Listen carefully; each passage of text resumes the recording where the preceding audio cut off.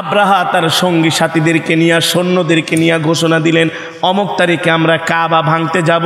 সারা পৃথিবীতে talk of the কান্ট্রিতে পরিণত হয়েছে, সবার মুখে একই কথা, আব্রাহা অমুক দিন আইসা মুসলমানদের কাবা ভাঙবে, আল্লাহর ঘর ভাঙবে। সারা পৃথিবীর মানুষ তাকায়া রইছে কি হয় কি হয় না হয়। যেমন করোনা ভাইরাস নিয়ে শুধু নিউজ আর ওই সময়ও নিউজ আর নিউজ। আব্রাহা আল্লাহর ঘর ভাঙবে, এটা কি সাধারণ কথা নাকি? আব্রাহা তার দলবল নিয়ে রওনা করলেন। মক্কার দিকে যখন রওনা করছেন, মক্কার প্রবেশ মুখে যে আব্রাহা তার ঘাঁটি গাড়লেন, ঘাঁটি তাবু গাড়লেন। ওই সময় বাইতুল্লাহর জিম্মাদার ছিলেন আমাদের প্যারা নবী, বিশ্ব নবী জনাবে মুহাম্মদুর রাসূলুল্লাহ সাল্লাল্লাহু আলাইহি ওয়াসাল্লামের দাদা আব্দুল মুত্তালিব। তিনি ছিলেন কাবা ঘরের জিম্মাদার। কি ছিলেন? তিনি ছিলেন কাবা ঘরের জিম্মাদার। কাবা ঘরের চাবিগুলো তার কাছে ছিল। যেই বছর আল্লাহর নবী জন্মগ্রহণ করেন সেই বছরেই আব্রাহা তার হস্তি বাহিনী নিয়ে আল্লাহর ঘর ভাঙতে আসছিলেন। আব্রাহা মনে মনে ভাবলেন, আমরা কাবা ঘর ভাঙার আগে মক্কার মানুষদেরকে যাতে আমরা চাপের মধ্যে ফালাইতে পারি, একটা কৌশল অবলম্বন করা দরকার। কি করা যায়? আব্রাহা তার সৈন্যদেরকে নির্দেশ দিলেন, আব্দুল মুত্তালিবের 200 উট আছে, নিয়ে আসো। 200 উট জিম্মি করে নিয়ে আসো। আব্রাহার সৈন্যরা যায় 200 উট, আব্দুল মুত্তালিবের 200 উট ধইরা নিয়ে আসলেন। এখন আব্রাহা মনে মনে ভাবে, যদি উট সারাইতে হয় তাহলে কাবার জিম্মাদার আব্দুল মুত্তালিবকে অবশ্যই আব্রাহার কাছে আসতে হবে না? আমি করব ওয়াজ, আপনারা দিবেন আওয়াজ দিবেন, চুপ করে বসে থাকবেন না। আব্রাহা মনে মনে ভাবলেন, এই কৌশলটা অবলম্বন করে আব্দুল মুত্তালিব আইসা আমার কাছে ধরনা দিবে, আমার কাছে সারেন্ডার করবে, আত্মসমর্পণ করবে। ঠিক আব্দুল মুত্তালিবের 200 উট যখন আব্রাহা জিম্মি করে নিয়ে আসলেন, তার সৈন্যবাহিনী নিয়ে আসলো, আব্দুল মুত্তালিবের কাছে খবর দেয়া হলো, আপনি যদি আপনার 200 উট সারাইতে চান তাহলে বাদশাহ আব্রাহার কাছে অবশ্যই আপনাকে যেতে হবে। আব্দুল মুত্তালিব খবর পায়া মক্কা থেকে আব্রাহার তাবুর দিকে আসলেন, আব্রাহার সাথে দেখা করতে আসলেন। এখানে একটা চমৎকার ঘটনা। দাদা আব্দুল মুত্তালিব এত সুন্দর চেহারার অধিকারী ছিলেন, আল্লাহু আকবার। দেখতে শুনতে উঁচা লম্বা, এত সুন্দর দাড়ি, একেবারে দেখতে চেহারার মধ্যে ঐতিহ্যের ছাপ। কিসের ছাপ? ঐতিহ্যের ছাপ, বংশমর্যাদার ছাপ। চেহারার মধ্যে বোঝা যায় সম্ভ্রান্ত পরিবারের সন্তান। আল্লাহু আকবার, আল্লাহু আকবার। পাকিস্তানের খেলোয়াড় শহীদ আফ্রিদি দেখতে কেমন সুন্দর না? কি সুন্দর চেহারা। পাঠান, কি ওরা কি নামেও পাঠান, কামেও পাঠান। ওরা তো সাধারণ পাঠান। আর দাদা আব্দুল মুত্তালিবের মর্যাদা, সম্মান, আল্লাহু আকবার। যার ঔরস থেকে আল্লাহর নবীর জন্ম, পৃথিবীর সর্বশ্রেষ্ঠ কওমে হাশিমির গোত্র থেকে তাদেরকে আল্লাহ জন্ম দিয়েছেন। আল্লাহু আকবার। পদ পদবীর দিক থেকে, মর্যাদার দিক থেকে পৃথিবীতে যত গোত্র এসেছে সবচাইতে মর্যাদার সম্মানের তারা। দেখতে তো তেমনই হবে। আর আব্রাহারে তো দেখা যায় ফ্যাসাং শয়তানের মতো। আব্দুল মুত্তালিব রে দেখা এটা কি আইতে আছে, আমি তো এত সুন্দর মানুষ বাপের বয়স জীবনে কোনোদিন দেখি নাই। আব্রাহা তার চেয়ারে বৈশা ছিলেন, আব্দুল মুত্তালিবের চেহারা দেখাই তার সম্মানে দাঁড়ায় গেছেন। অনেক সময় কিছু সুন্দর সুদর্শন মানুষ দেখলে মানুষ সম্মান করে। কি সুন্দর। সৌদি আরব থেকে অনেক সময় তাবলিগ জামাত আসে, বিদেশি জামাত। আবার অনেক বিদেশিরা আসে দেখতে অনেক সুন্দর, সম্মান করে, কে করে না? আব্রাহা কয়, এত সুন্দর মানুষ তো আমি কোনোদিন দেখি নাই। এত সুন্দর চেহারার অধিকারী আব্রাহা তার সম্মানে দাঁড়ায় গেছে। আব্রাহা তার সম্মানে দাঁড়ায় গেছে। আব্দুল মুত্তালিব আইসা আব্রাহাকে একবারও জিজ্ঞেস করেনি আপনি কেমন আছেন, ভালো আছেন, কোনো কুশলাদি নাই, কিচ্ছু নাই। আইসা বলতেছে, আব্রাহা আপনি আমার 200 উট জিম্মি করছেন, আমার উটগুলো ফিরায় দেন। আব্রাহা মনে মনে মাইন্ড করছে, মিয়া আমি এত বড় একটা বাদশাহ, তুমি এত বড় বাদশাহ হইতে পারো, আব্দুল মুত্তালিবের কাছে তোমার ল্যাংড়া মশার পরিমাণও দাম নাই, একটা ল্যাংড়া মশার সমানও দাম নাই আব্দুল মুত্তালিবের কাছে, ঠিক কিনা বলেন? আব্দুল মুত্তালিব আইসা বলে আমার 200 উট ফিরায় দেন। আব্রাহা বলে একটু পরে তো আমি আপনাদের কাবা ঘর ভাঙা ফেলামু, কাবা ঘর নিয়ে আলোচনা না করে আপনি আপনার উট নিয়ে ব্যস্ত হয়ে গেছেন। কয় হ্যাঁ, উটের মালিক আমি, কাবার মালিক উটের মালিক আমি, কাবার মালিক আমি না, আমি যার মালিক সেটা আমি বুঝে নিতে আসছি, আমার উট ফিরায় দেন। এ আব্দুল মুত্তালিব, আপনি কি আপনার উট পেয়ে গেলেই কি খুশি? কয় খুশি টুশি বুঝি না, উটের মালিক আমি, উট দেন। কয় তাহলে কাবা ঘরের কি অবস্থা? কয় যার ঘর সে হেফাজত করবে, আল্লাহু আকবার। এইটা নিয়ে আমার কোনো মাথা ব্যথা নাই। ঈমান কাকে বলে? এইটা নিয়ে আমার কোনো মাথা ব্যথা নাই, চিন্তা নাই, যার ঘর তিনি হেফাজত করবেন, আল্লাহু আকবার। আব্রাহাম মনে মনে এটা আবার কয় কি? এমন কথা তো জীবনও শুনি নাই। এত হাজার হাজার সৈন্য নিয়ে আইছি, নির্দেশ দেওয়ার সাথে সাথে কাবা ঘর ভাঙ্গা চুরা খান খান বানায় ফালবো, আর সে বলতেছে যার ঘর হেফাজত করব। ঠিক আছে আব্দুল মুত্তালিব, দেখা যাবে, তোমার সাথে খেলা হবে ময়দানে। আব্দুল মুত্তালিবও কয় ঠিক আছে, ফাইনাল খেলার জন্য আমিও রেডি, আল্লাহু আকবার। আব্রাহার কাছে একবারের জন্য নত হয় নাই। ইমানদার কখনো বাতিলের সামনে মাথা নত করে? জোরে বলেন, করে।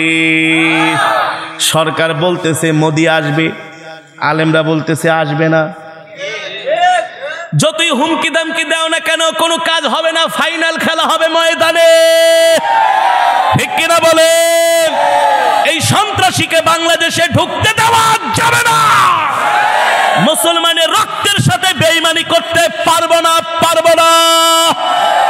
জীবন চলে যাবে কিন্তু মুসলমানের রক্তের সাথে বেঈমানি হবে না। ইমানদারের আলামত। আমরা সরকারকে সম্মান করি, শ্রদ্ধা করি, ভালোবাসি। আমরা প্রধানমন্ত্রীকে বলি নরেন্দ্র মোদীকে আইনেন না, আমরা প্রয়োজনে বঙ্গবন্ধুর নামে খতম পড়ায় দিব। রাস্তায় রাস্তায় খতমে কোরআন হবে, মাদ্রাসার ছাত্ররা বঙ্গবন্ধুর নামে আমরা খতম পড়া দোয়া করব।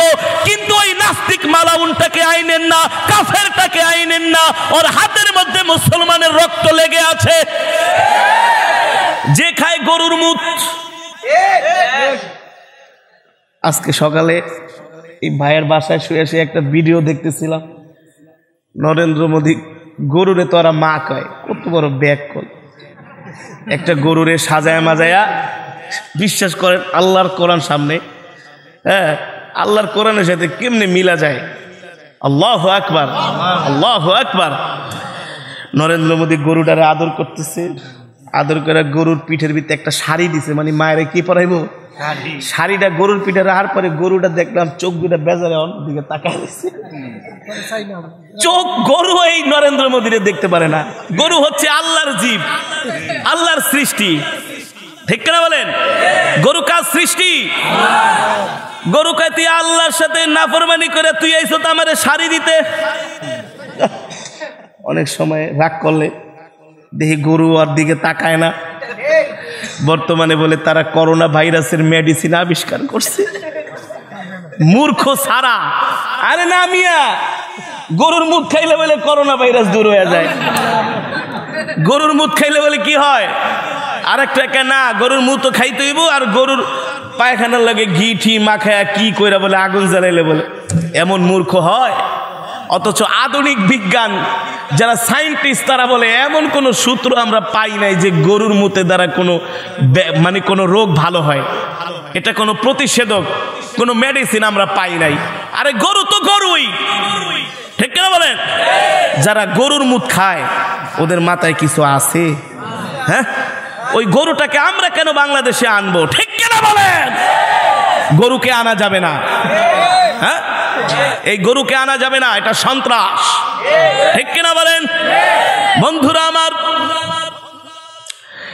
এবার আব্দুল মুত্তালিব আব্রাহাকে বললেন উট দিয়া দাও। আব্রাহা উট দিয়া দিল। আব্দুল মুত্তালিব উট নিয়ে বাড়িতে চলে গেলেন। কোথায়? খেলা হবে কোন জায়গায়? ফাইনাল খেলা। ইমানদার কখনো বেঈমানের সামনে আব্রাহার সামনে মাথা নত করে নাই। কিন্তু দাদা আব্দুল মুত্তালিব বাড়িতে যায় উট রাইখা এবার খানার কাবার সামনে চলে আসছে। খানায় কাবা তো হচ্ছে আমাদের কলিজা, ঠিক কিনা বলে? খানায় কাবা হচ্ছে আমাদের প্রাণ। আব্দুল মুত্তালিব খানায় কাবার গিলাফ ধইরা কান্না করে আর বলে, মালিক আব্রাহা আসছে তোমার ঘর ভাঙার জন্য। ও মালিক, আপনি আপনার ঘরটাকে হেফাজত করিয়েন। আল্লাহ, আব্রাহা বিশাল বাহিনী নিয়ে আসছে। আব্রাহাকে মোকাবেলা করার ক্ষমতা আমার নাই, শক্তি আমার নাই, কিন্তু আপনার শক্তির তো অভাব নাই গো আল্লাহ, আপনি আপনার ঘরটাকে হেফাজত করেন। আল্লাহ তাআলা আব্দুল মুত্তালিবের দোয়া করতে দিলি আল্লাহ কোরআনের আয়াত নাজিল করে দিলেন, বিসমিল্লাহির রহমানির রহিম, আলাম তারা কাইফা ফাআলা রাব্বুকা বিআসহাবিল ফিল আলাম ইয়াজআল কাইদাহুম ফি তাদলিল ওয়া আরসালা আলাইহিম তায়রান আবাবিল তারমিহিম বিহিজারাতিন মিন সিজিল ফাজআলাহুম কাআসফিম মাকুল। আল্লাহু আকবার। আল্লাহ নির্দেশ দিলেন, আল্লাহর কুদরতে লক্ষ লক্ষ পাখি আল্লাহ বানায় ফেলাইলেন, সাথে সাথে আল্লাহু আকবার। ওয়া আরসালা আলাইহিম তায়রান আবাবিল, আল্লাহ তাআলা লক্ষ লক্ষ পাখি আসমানের ভিতরে ছেড়ে দিলেন আল্লাহর কুদরতে। এক একটা আবাবিল পাখির আয়তন, শারীরিক গঠন হচ্ছে চড়ুই পাখির সমান। চড়ুই পাখি দেখছেন না? চড়ুই পাখির চেয়ে একটু বড়। আপনাদের কাছে আমার প্রশ্ন, এই চড়ুই পাখির চেয়ে একটু বড় যে আবাবিল পাখি, এক একটা পাখির ঠোঁটের মধ্যে, পায়ের মধ্যে 10 কেজি ওজনের পাথর ধরবে? 5 কেজি, 2 কেজি, 1 কেজি, 100 গ্রাম, 50 গ্রাম, 25 গ্রামও না। মুসুরির ডাল চিনেন? সরিষা, এই সরিষা দানা পরিমাণ মুসুরির ডাইলের মতো আল্লাহ তাআলা কিছু পাথর এক একটা আবাবিল পাখির ঠোঁটের মধ্যে আর পায়ের মধ্যে দিয়া কয়, যা হামলা কর, পারমাণবিক বোমা। আল্লাহু আকবার। ওয়া আরসালা আলাইহিম তায়রান আবাবিল। এবার আব্রাহা তার গোষ্ঠী সুদ্ধা নিয়ে রওনা দিছে আল্লাহর ঘর ভাঙার জন্য। এখানে আরেকটা মজার ঘটনা, আব্রাহার সাথে কিছু হাতি ছিল। কি ছিল? ওই হাতির ভিতরে আব্রাহা বসা ছিল, তার সৈন্য সামন্ত। কিন্তু হাতিগুলা তার ক্যাম্প থেকে যখন বের হয়েছে, তাবু থেকে 10 কদম আইসা হাতিগুলা মাটির ভিতরে পাও গাইরা বসে পড়ছে। আব্রাহা পিটায়, হাতি ওঠে না। আব্রাহা পিটায়, হাতি তার সুর দিয়া কয়, যে দিক থেকে আইসোস ওই দিকে যা, নাইলে কিন্তু একটাও বাইচা যাইতে পারবি না। আব্রাহা পিটায়, হাতি এবার রাগ কইরা উঠা, এতক্ষণ ছিল হাতির মুখ কাবার দিকে, এখন মুখ ফিরাইছি ইয়ামিনের দিকে। কোন দিকে? যেমনে কইছি এমনে যা, নাইলে কিন্তু একেবারে শেষ কইরা ফালামু। আব্রাহা তো দুষ্ট কাফের, বুঝে নাই, কিন্তু হাতি ঠিকই বুঝছে। হাতির মালিক কি? হাতিকে সৃষ্টি করছেন কি? হাতি তার সুর দিয়ে ইশারা দেয়, ওইদিকে যাইস না, বড় বিপদ আছে, যে দিক থেকে আসছস। আব্রাহা হাতির কথা না শুই না হাতির উপর অত্যাচার করে। আব্রাহা তার বাহিনীকে নির্দেশ দিল, সামনের দিকে আগাও। ও আরসালা আলাইহিম তায়রান আবাবিল, আল্লাহ তাআলা যাকে যাকে পাখি পাঠায় দিলেন। আর ওই পাখিগুলো আইসা যুদ্ধ বিমান যেমন মহড়া দেয়, দেখেন না, ঠিক পাখিগুলো এমনি ওরে মহড়া। আব্রাহা আকাশের দিকে তাকায়, দেখে মিলিয়ন মিলিয়ন ট্রিলিয়ন ট্রিলিয়ন পাখি। কই থেকে আইলে এত পাখি? আব্রাহা বুঝতে পারে নাই। আল্লাহ কয়, জিব্রাইল আমার সৈন্য বাহিনীকে নির্দেশ দাও। জিব্রাইল বলল, হামলা শুরু করো। একযোগে পাথর নিক্ষেপ শুরু হলো। এক একটা সরিষার পরিমাণ পাথর মাথার উপরে পড়ছে। আব্রাহার সৈন্যদের পিছনের রাস্তা দিয়া বের হয়ে গেছে। আল্লাহু আকবার বলেন। শুধু পাছা দিয়া বের হয় নাই, মাথা দিয়া শুধু ঢোকে নাই, শরীরের গোস্ত খইসা খইসা জমিনের ভিতরে পইরা গেছে। আব্রাহা এই অবস্থা দেখা তার ঘোড়া নিয়ে ইয়ামিনের দিকে দৌড় শুরু করছে। এতক্ষণ ছিল হাতি, কয় হাতি দিয়া তো দৌড়ে পারবো না, ঘোড়ার উপরে লাফ দিয়া আমি আমার জান বাঁচাই। একটা পাথর আব্রাহার গায়েও পড়ছে। আব্রাহা দৌড়াইতে দৌড়াইতে ইয়ামেনের দিকে যাত্রা শুরু করছে। আব্রাহা মনে করছে যাই হোক আমি নিজে তো বাইচা আসছি, আবার সৈন্য যারা জাহান নামে যাক, আল্লাহকে আব্রাহা তোরেও ছাড়ব না।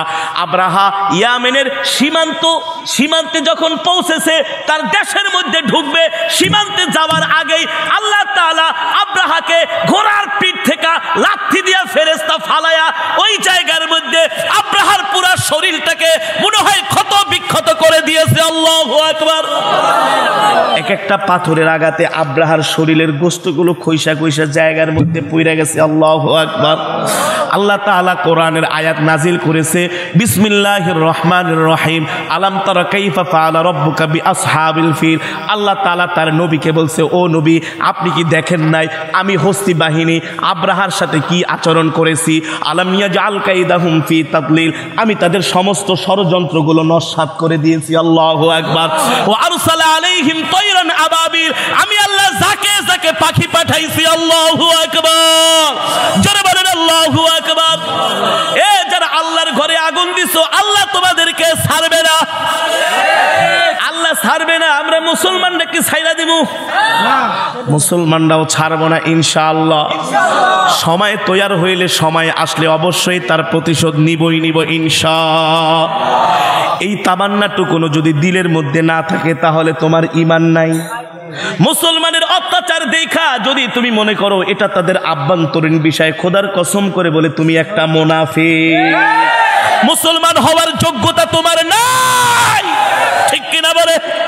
তুমি যদি সত্যিকারে মুসলমান হও, যে কোনো সময় তোমাকে ধৈর্যের পরীক্ষা, ঈমানের পরীক্ষা দেওয়ার জন্য ময়দানে বের হতে হবে, ঠিক কিনা বলেন? ও যুবক, ও মুসলমান, আমরা মুসলমান, আমাদের ধর্ম ইসলাম। খোদার কসম করে বলি, আমরা যদি ধৈর্যের পরীক্ষা দিতে পারি, ঈমানের পরীক্ষা দিতে পারি, পৃথিবীর এমন কোনো শক্তি নাই আমাদের মুসলমানদের সাথে টিক্কা থাকবে। পৃথিবীর এমন কোনো শক্তি নাই আমাদের মুসলমানদেরকে পরাজিত করবে। আল্লাহ তাআলা কোরআনে কারীমের মধ্যে সেই কথাই তো বারবার বলেছেন, এ নবী আপনি দুনিয়ার মানুষদেরকে বলে দেন যারা আমার পেয়ারা বান্দা হবে, আমি আল্লাহ মাঝে মাঝে তাদের সন্তান নিয়ে যাব। ঠিক দিল্লিতে আল্লাহ তাআলা ঈমানের পরীক্ষা নিয়েছেন, ধৈর্যের পরীক্ষা নিয়েছেন। ছোট ছোট বাচ্চাদেরকে আগুন দিয়ে পোড়ানো হয়েছে, অনেক বোন বিধবা হয়েছে, অনেক মা সন্তান হারা হয়েছে, অনেক মুসলমানের ঘরে খাবার নাই, ঠিক কিনা বলেন? এই পরীক্ষা আমাদের উপরেও আসতে পারে, ঠিক না বলেন? আমাদেরকেও ঈমানের শক্তিতে বলিয়ান হয়ে সীসা ডালা প্রাচীরের মতো ঐক্যবদ্ধ হয়ে বাতিলকে মোকাবেলা করতে হবে, ঠিক কিনা বলেন? এর নাম হচ্ছে ঈমান, ঠিক কিনা বলেন?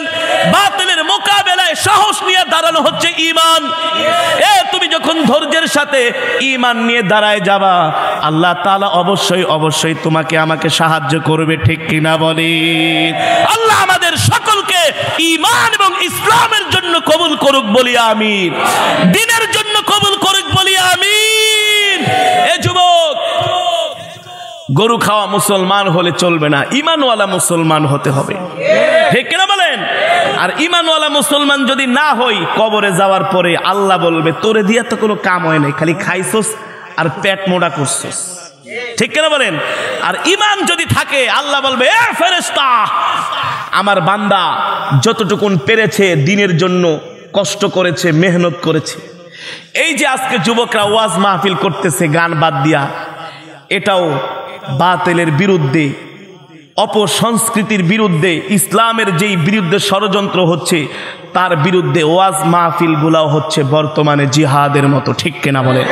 ঠিক কিনা বলেন? বাতিলরা চাচ্ছে ইসলামকে দূর করে দিতে, আর আমরা ইসলামকে জিন্দা করার জন্য, ইসলামকে হেফাজত করার জন্য মেহনত করতেছি, ঠিক কিনা বলেন?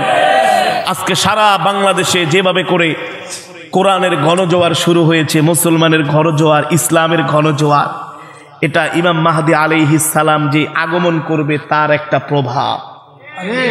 আল্লাহ তাআলা মুসলিম যুবকদের ঈমানের শক্তি বৃদ্ধি করে দিবেন ইমাম মাহদী আলাইহিস সালাম আসার আগে, কারণ তার সৈনিক হবে মুসলিম যুবকরা, কোনো বেঈমান নাফরমান হবে না। এ কারণে আল্লাহ তোমাদেরকে ঝালাই দিয়া দিয়া ইসলামের পথে কাজ করায় ইমানকে মজবুত করতেছে, ঠিক কিনা বলেন? আমরা কি ইসলামের পথে থেকে কি আমরা খুশি নাকি বেজার? জোরে বলেন, খুশি নাকি বেজার? আমি মুসলমান, আমার ধর্ম ইসলাম। আল্লাহু আকবার। কত সুন্দর কোরআন আমি পেয়েছি, আল্লাহু আকবার। কত সুন্দর ধর্ম আমি পেয়েছি। আমি যদি হিন্দু হইতাম তাহলে আমিও তো গরুর মুখ খাইতাম, গোস্ত না খায়া, দুধ না খায়া, নাকি গরুর গোবর নিয়ে পূজা করতাম। আর আমি মুসলমান। আমার ভাই একটা আতর দিছে আমাকে হাদিয়া, কত সুন্দর ঘ্রাণ। এই আতর লাগায় আমি মসজিদে যাব, আতর লাগায় আমি মাহফিলে আসব। আমার পোশাক, আমার চাল চরিত্র, আমার আখলাক রাজা বাদশাদের মতো, ঠিক কিনা বলেন? মুসলমান তো বাদশাহের জাত, কিন্তু মুসলমান ইমান হারা হওয়ার কারণে এখন মুসলমান বেঈমানের গোলামে পরিণত হয়েছে, ঠিক কিনা বলেন? অবশ্যই আমরা ইনশাআল্লাহ আমাদের এইভাবে কোরআনের মজমায় তাফসীর মাহফিলে আলেম ওলামাদের সাথে সম্পর্ক করে কোরআনের পথে চললে আমাদের ইমান মজবুত হবে ইনশাআল্লাহ, ইনশাআল্লাহ। এতক্ষণ পর্যন্ত আমি আপনাদের সামনে যে বয়ান করলাম, আমার বয়ানের মূল বিষয় ছিল আল্লাহ তাআলা পদে পদে বান্দাদেরকে, প্রতিটা যুগে যুগে আল্লাহ তাআলা ঈমানদারদেরকে ধৈর্যের পরীক্ষা নিয়েছেন, ঠিক কিনা বলেন? বাতিলের বিরুদ্ধে আন্দোলন করতে হবে, এটা তোমার ধৈর্যের পরীক্ষা, ঈমানের পরীক্ষা। তুমি যদি পুলিশের মায়ের ডরে ঘরের ভিতরে বসে থাকো, ডরে না যাও, তাহলে তুমি নাফরমান, মুনাফিক, ঠিক কিনা বলেন? ইসলামের জন্য প্রয়োজনে ফাঁসির রশি গলায় ঝুলবে, ইসলাম ছাড়া যাবে না, ঈমান ছাড়া যাবে না, ঠিক কিনা বলেন? ধৈর্যের সাথে মোকাবেলা করতে হবে, ঠিক কিনা বলেন? আল্লাহ আমাদের এমন ঈমানদার হওয়ার তৌফিক দান করুক, আল্লাহ আমাদের এমন ধৈর্যশীল হওয়ার তৌফিক দান করুক, বলি আমিন। এই মজমা, এই মাহফিলকে আল্লাহ তাআলা কিয়ামত পর্যন্ত কবুল করুক, বলি আমিন। আমার যেই বন্ধুরা, যেই ভাইয়েরা যুব সমাজ মিলে আজকের যে মাহফিলের আয়োজন করেছে, আল্লাহ তাআলা তাদের মেহনত, তাদের শ্রমকে আল্লাহ তাআলা কবুল করুক, বলে আমিন। অনেকের নাম বলা হয়েছে, আমরা সবার নাম জানি না, আমি সবার জন্য দোয়া করব, আপনাদের জন্য দোয়া করব।